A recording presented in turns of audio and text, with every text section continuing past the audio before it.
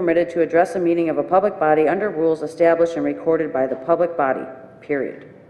And it goes into the next sentence. The legislature or a house of the legislature may provide by the rule that the right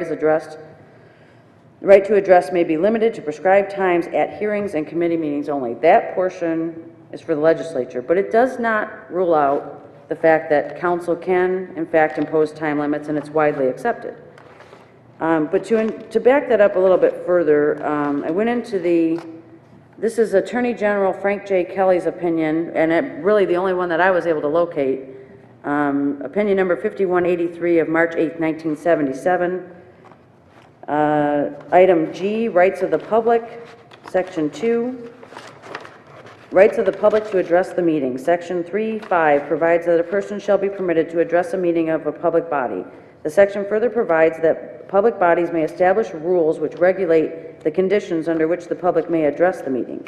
These rules must be flexible, reasonable, and designed to encourage public expression and not discourage or prohibit it. Oh, I apologize.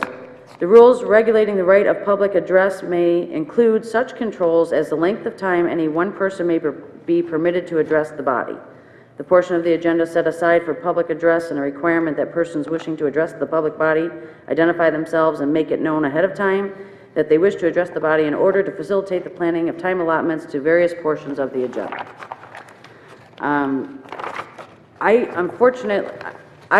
I would have preferred to see this be tabled first to a committee of the whole and then returned to the agenda in a manner of a public hearing to get full expression. I did try to do some comparison based on audience minutes from audience comments, but quite honestly, I didn't have time to complete all that. But there is so much, aside from just the agenda and where audience is placed, in our council rules of procedure that need to be addressed, as Mr. Stevens said, that I'm sure there's other items. The idea that we're identified to be meeting in the council chamber of the Warren Judicial Building still exists in our council rules of procedure. The amended agenda is not there. Mr. Stevens brought up and requested that we adopt English as the official language in a couple meetings back, and under Article 4, Section 4.3, our council rule says the Secretary of the Council or his deputy shall attend all meetings of the council and shall keep or cause to be kept a permanent journal in the English language. So we need to, there's so much that needs to be addressed. And quite honestly, it's come out to the fact that, obviously some members of audience have brought up that we don't adhere to keeping council members to 5 minutes, but we're trying to impose the 3-minute rule on the audience participation. I personally would like to see, because I have not seen it anywhere in our council rules, that says the council president is to act as the parliamentarian. And they are to run the meeting and obviously give suggestions where possible, but it certainly wasn't a direct specific outline that they had to be extremely well versed in parliamentary procedure. And I pulled up City of Novi. Madam Chair. Ms. Vogt? I don't mean to interrupt, but this is going to go on for a long time. Not that you're... But the motion to table already failed, so I want to give all the information I can possibly to the council before they make their decision. I'll renew the motion to table based on your comments, Madam Chair. You've made an excellent point, and there's a lot to be discussed, and there's a lot more to our rules of procedure that needs to be amended than just these 2 articles. So I would make the motion to table based on your comments. Motion to table by Ms. Vogt, support to table by Ms. Comartin. Ms. Vogt? Yes to table. Ms. Comartin? Yes to table. Mr. Bacamino? Yes to table. Mr. Green? Yes. Mr. Liss? No. I brought this up in November of last year. No. Mr. Sadowski? No. Yes to table. Mr. Stevens? Yes to table. Mr. Warner? No to table. Camp, yes to table, and I'd ask that that motion be specific to the fact that this be tabled to a committee of the whole for discussion and then returned as a public hearing. Sounds good.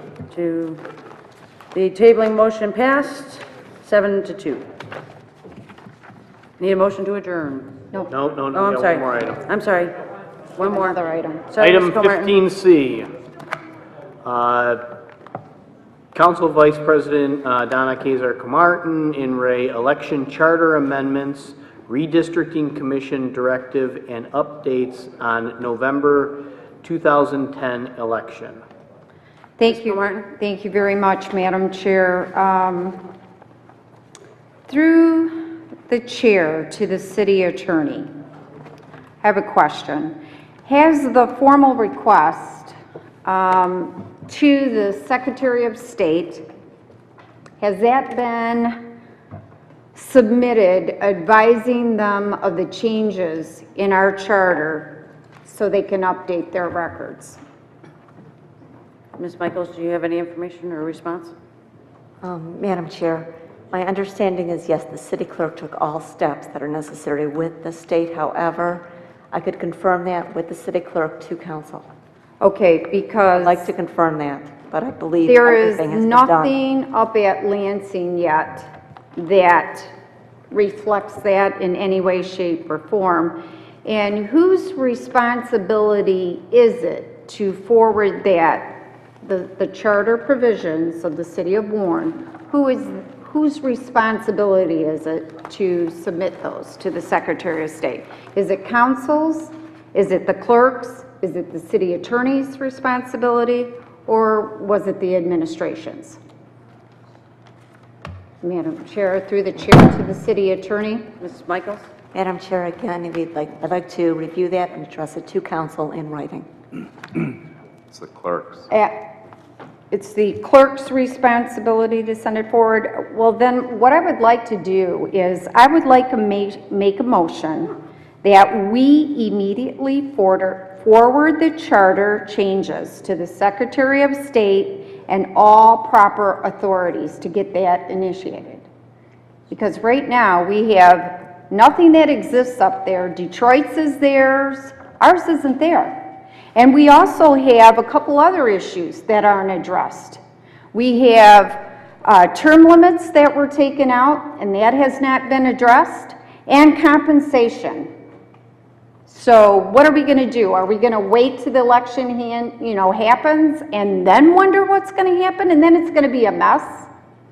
So I made a motion that we immediately forward the charter changes to the Secretary of State and all proper authorities. Madam Chair, I'll support that motion with one change, that we send a certified copy to the Office of the Great Seal in the Secretary of State's office and to the county clerk in Macomb County. Okay. Motion by Ms. Comartin, support by Mr. Liss. Ms. Comartin? Yes. Mr. Liss? Yes. Mr. Sadowski? Yes. Mr. Stevens? Yes. Ms. Vogt? Yes? Mr. Warner? Yes. Mr. Bacamino? Yes. Mr. Green? Yes. Camp, yes. The motion passed unanimously. Thank you, Madam Chair. Motion by Mr. Green to adjourn, support by Ms. Vogt. All in favor? Those opposed? No. The meeting has adjourned at 12:42 a.m. I want to talk about